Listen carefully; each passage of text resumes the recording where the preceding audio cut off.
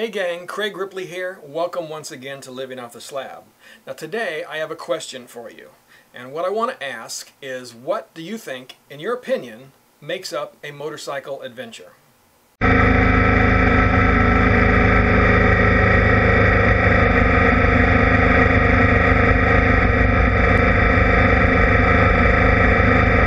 Now what brings this topic up is that a few weeks ago I had a comment on one of my videos, and this video was the one where Stephen, Peter, and I were practice camping, right? We started off here in my backyard and then we went up to one of the state parks in Vermont.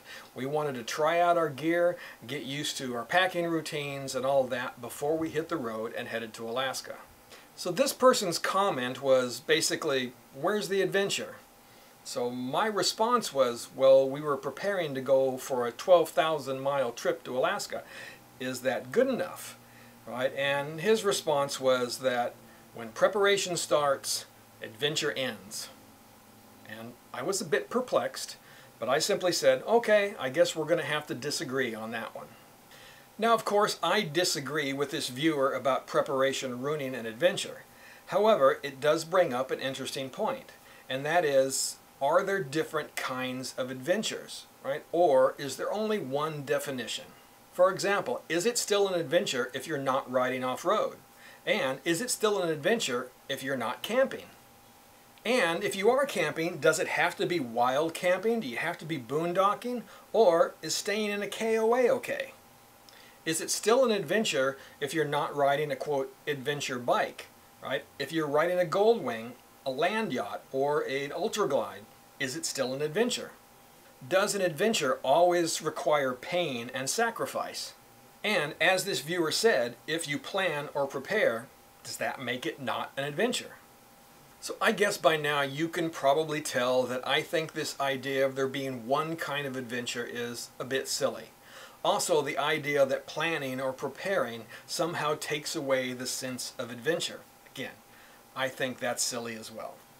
I mean, after all, if you decide that you want to take up motorcycling, that's a decision, right? That's preparation. If you go out and you buy a motorcycle and learn how to ride it, that is preparation. If you buy camping equipment, that is preparation. Just deciding where to go, again, that is preparation.